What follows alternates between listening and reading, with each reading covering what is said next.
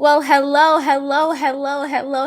Joy Nook Book Club. I am so excited because I am back with another children's author interview, author spotlight, and I got two of them this time. And along, you guys know I love when we get two books. The first book is of Pride, The Ride of Pride, and the second book is called Manifested Dreams. And the reason I love these two books is because these two books kind of work hand in hand because it's all about putting in the work to get the good results that you want. And if the results that you want are your dreams, then you got to learn how to manifest your dreams. So these two books go hand in hand. I'm so excited. We have two sisters, and we love us some sister girls here at the Joy Nook Book Club. So, Miss Yvonne Johnson and Sonya Johnson. You guys know I can jack up a name too, just like my aunt. I now drop the mic to you. Okay, I guess we'll start with Sonya. We'll read The Ride of Pride first. Okay. Hello, my name is Dr. Sonya Johnson, and I'm going to read the book that we both are authors of, The Ride of Pride. So I'm just going to read a couple of excerpts from it. Jalen Anderson is playing basketball with his friends when his mother calls him in to do his homework. Shortly after Jalen starts his homework, Mrs. Anderson can hear the sounds of video games coming from his room. She knocks on his door. That's her knocking on the door. Mrs. Anderson asks, "Have you finished your homework already?" "Yes, ma'am," he answers. "What was your homework assignment?" Mrs. Anderson asks. "My teacher, Mrs. Johnson, asked us to write about a black inventor," Jalen replies. "May I see your report?" Mrs. Anderson asks. Jalen hands his mother his report. She looks at the report and then shows it to Mr. Anderson. Mr. Anderson studies the report briefly, then hands it back to Jalen. Later that night, Mr. and Mrs. Anderson discuss Jalen's school performance. He's not a bad student, they agree. He's getting good grades, but he could do much better if he spent more time on his work. "We need a way to motivate him," Mrs. Anderson says. "I have an idea," Mr. Anderson says. The next night, Jalen knows his father busy working at his desk with his computer and a stack of books. "What is he working on?" Jalen asks his mother. "Oh, he's just doing his homework," Mrs. Anderson says jokingly. The next morning, while Jalen is getting ready for school, his mother is ironing his clothes. "See the ironing board that your mother is using?" Mr. Anderson asks. The ironing board was invented by Sarah Boone, a black woman, in 1892. He's checking his notebook. So that's the ironing board that his mother's used that was invented by African American. So this is just a snippet of the African American inventor we discussed in our book, and it talks about different African American inventors that we encounter in our everyday lives. So to learn more about who we encounter in our book, make sure you purchase our book. Okay, next I'm going to read an insert from the Manifested Dreams. Manifested Dreams is about a family discovering their history over 150 years, but it also discusses several historical events that you may or may not know about. So we're going to talk about the integration of Memphis City Schools and how it started. The character's name is Lisa. My father came back from the NAACP educational meeting. He informed my mother that the NAACP had plans to desegregate Memphis City Schools with 13 first graders. He asked my mother if she would let me become one of the students. When I heard him say that, my heart dropped.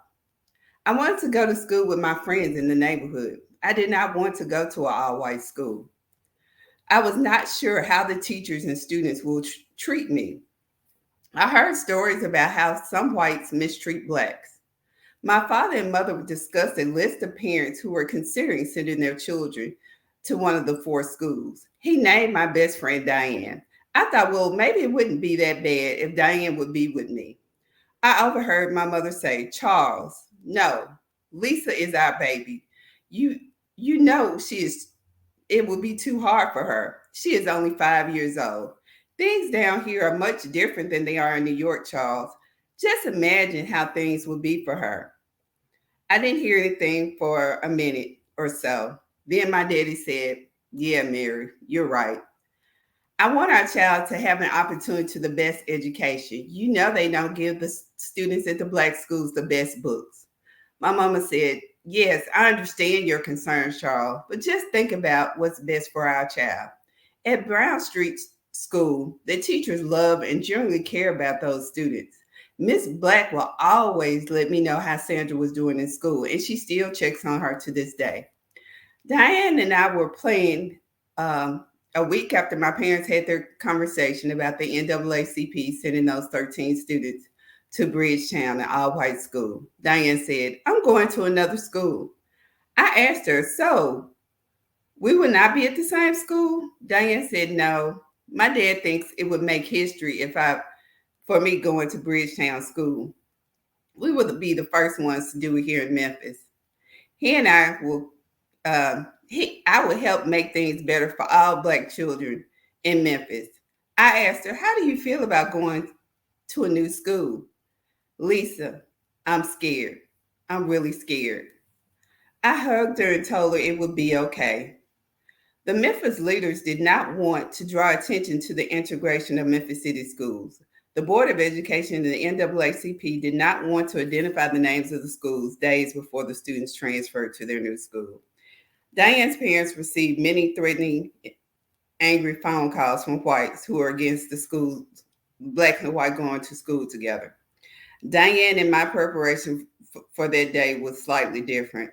Daddy took me to school, and Diane's father and the police escorted her to school. And that's just a brief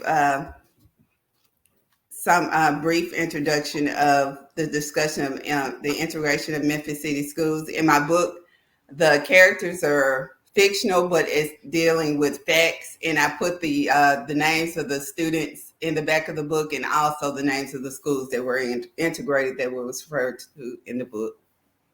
I'm not gonna lie. I noticed. I was like, is this a fiction book or nonfiction? Because I saw Ida B. Wells and I was like, wait, that's a real person. Yeah. I even Googled it to make sure. So I wrote about Ida B. Wells, and just I had the characters in the story actually interacting with some of the famous people or people who actually had a part in several historical events.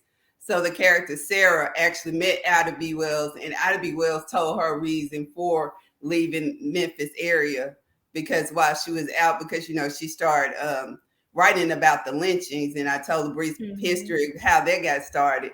And so Sarah, the character in the story, they formed a relationship through her friend. So just to, I just want to provide a little tidbits of history throughout the story. No, I enjoyed it. I enjoyed it so much because I'm not a history person. I don't like history classes. I don't, but I think this was an easy way for me to learn how you incorporate it into, and I loved it so much.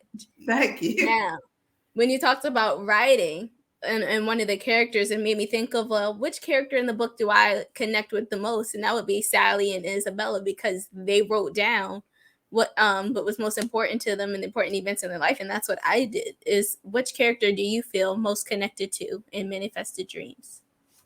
I'm most connected to Jessica because I've actually lived. It's honestly me. I kind of changed the story, but I gave a brief insight of how I felt while I was going to school in the AUC during that period of time. And I thought it was interesting. After I finally complete the book, people started sharing their stories, because kind of similar to George Floyd's situation, when I was in school, they only focused on the looting. They raided the bookstore, they looted the local grocery store in our area. And my friend was like, no, Yvonne, we actually marched. And I remember hearing Stacey Abrams talk about when she participated in the march. And even though I was there at the time, I lived off campus, I did not know people peacefully marched. They didn't highlight that in the news. They only focused on, they raided the bookstore. Look what condition they left that area. So I thought that was interesting how society kind of history repeats itself. So absolutely. Why was it important for you to tell stories about Black people living in a radically divisive America, as you put it on the back of the book? I think a lot of people don't, like I said, during the pandemic, that's why I finally finished the book. And a lot of people, I was surprised, a lot of people didn't know about Wall Street. A lot of historical events, like now Ada B. Wells is getting a lot of attention. And I only knew her as an educator, and I didn't know anything about her journalism. And we always hear about Rosa Parks, but she had the opportunity to sue the train company and won, and then they overturned it. But you don't hear about those stories. Those are important stories to know. Mm-hmm. And so, why do you feel it's right to teach kids about slavery and what really went on during that time period? I think it's very important now, living in the state of Tennessee, as we were the first ones to make it illegal to teach what they call critical race theory. And I feel like they're trying to erase our history from the schools. And I'm a firm believer in not only Black history, but all history needs, because it's several different cultures that make up America.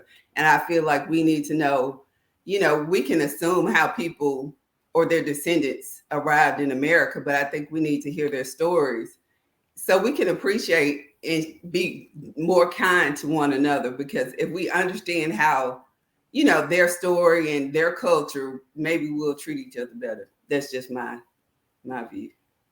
Now, do you see kids in this day and age not wanting to go for their dreams or not wanting to go to all Black schools? Honestly, yes. I teach at a high school right now.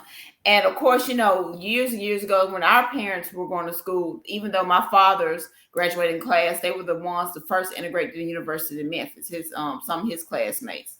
But it's not it's more of a choice versus a need.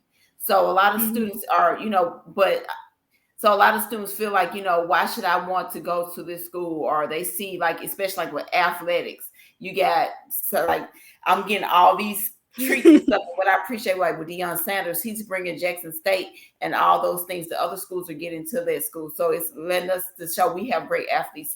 But a lot of people don't see the pride and the things, fellowship and friendship we develop at our school. But a lot of people push schools anymore, try to see it. If you want an opportunity, you should go to this school, you go to this school. And I have a personal experience. Everyone speaks about Harvard. I had an opportunity to present my dissertation information at Harvard one year, and I was like, is this what everybody's talking about? I'm like, this is what the hype is. I'm like, I don't get it. But it's how you sell and package your brand. So if you sell and package your brand as this is the elitist of the elite, then that's what you're going to see. But I wasn't impressed. So, but it's about how you package and sell certain things. So I can see certain schools you can get a quality education just like you can get somewhere else. It's just how you package it. So I don't see a lot of students wanting to get that all Black experience anymore. Absolutely. I mean, I'm gonna be honest. An HBCU was not my first choice. It wasn't. I wanted to go to Towson. That didn't happen. I am at Bowie State University, but honestly, I'm proud to be here because it's like the experience that I'm getting here is way better than what I could have gotten at APWI. But talking about hard work, it just makes me want to go to the Ride of Pride now. And do you feel that it was important for kids to see another Black child focusing on homework rather than video games? Yes, because that's a struggle that I definitely see all the time. Students not want to do their work, students not want to do a project. And even with that book, a lot of people still weren't aware of all the things that people that look like us contribute to everyday society. Certain things that we touch in our everyday lives, they can say, oh, someone like me did this. Why can't I do this? I tell my students, you could be the next person we write about. It's certain things you can think about to make life easy. That's what an invention is. How can I do something simple and make it better or make it easier? So just making them want to push. And I'm like, you don't even have to have a degree. Even though we push it, you can come up with something great and be a millionaire. Just a simple idea and just putting it forth and putting the work in. That's how you can get it. Now, where did the title Ride of Pride come from? Well, the book is basically about, as we kind of talked about, James parents to answer different interventions that were African American. Points out so they take of pride. The name comes from. So yeah. That was because I'm telling the whole time I'm reading the book, I was really interested in where the name come from. Now, what I'm curious is to know is what did you have the idea of what you wanted the illustrations to look like right away? Well, I think kind of as we went along, we developed the illustrations. My father had a lot to do with that, so I guess he wanted to show pictures of the actual inventions. Yeah, and our father's the illustrator, so this was actually a family venture. So my sister and I kind of developed the story with our dad, and he kind of drew the illustrations that kind of go along with the story. So he really studied and just kind of looked at pictures, pulled up illustrations offline to kind of get an idea what the original inventions look like, so he can make sure he was true to the art form. I think that it's really great that it was a family project, and I think it's a good way to keep families together. Now, it was interesting to see how much like kids pay attention to what their parents do. Yes. Because we see it in a lot of parents these days. They just tell the kids, hey, get off the game and do your homework. They're not like, oh, we're going to find a nice little scheme to make him do it on his own. Why was it important to display it in that way? I think because a lot of teachers and administrators complain about parent involvement. And I think some parents, not all, but some parents want to be involved, but they're not really sure how to be involved. So to kind of push, we also tell people our book is about parental involvement. So it pushes the idea of, hey, even if you didn't finish school, there are ways that you can be active in your child's education. And I hear so many parents nowadays like, I hated science in school, or I struggled in math. Well, you might not be, you don't have to be Einstein, but there's, like my sister stated, there's creative ways you can still get your child's interest without them knowing you don't even know what's going on yourself. So, it can become a learning together type project. Like if your child is working on something, y'all can kind of research together. You could be like, oh, I didn't know that, but y'all can learn together. And that makes them see like, okay, it's okay to struggling together to get it done. Yeah, no, it was a great way to show it, because all the time I'm around my little cousins. I'm like, please don't ask me for homework help. Please don't ask me, because I don't know what's on that paper. I don't know. I don't know what math is doing this year. I don't know. I don't know what math is doing in this season. But were any of the characters in any of the books inspired by real life people? As I stated, Jessica, because that was basically me during the Rodney King era. Yeah, but like we said, it's my sister stated before, a lot of the events are actually based on real life events. And it was interesting to meet a young lady whose father was one of the young students that helped integrate Memphis City Schools. She was like, you're writing about my dad. He was one of the ones that did this. So it's kind of cool to kind of meet people. It's like, I know what you're talking about. I know my dad was that person. So it's kind of cool to put history and make the connection to the fictional part of the book. So the fact fiction part. So it's kind of cool, but no real story, real people. But it's kind of cool. My dad, a lot of the woman in the book, she looks like my mom. So she looks exactly like my mom. So that part a little bit. So yeah. And then I also admired because during the inauguration of the former President Barack Obama, I took off of work and I wanted to share that moment with my grandmother. And that kind of inspired me to write about, his relationship with his grandmother during the election of former President Barack Obama. So I know I love it so much. Are there any future works for you guys in the making? I have an idea. I just, I'm going to work on it, but I have an idea. It'll be another children's book. Yeah, and my daddy keeps pushing for another family project that he wants us to work on. He's been saying that for a while now. It's just kind of sitting down long enough to get it done. But I've noticed recently he's had that fire again that he wants to get it done. Yeah. So we're gonna He try to said work on it. he's hired for life now. You can't get rid of him. He's hired for life. No, absolutely. We can't read your next books, your family projects. You always have a home here at the Joy Nook Book Club. I love doing these things. You have no idea how much I love doing author spotlights. Oh, well, thank you. Thank you for having us. You're welcome. Can you tell our audience where we can purchase these 2 books, please? You can purchase it on our website, www.therideofpride1.com, Author House, Amazon, Barnes and Nobles.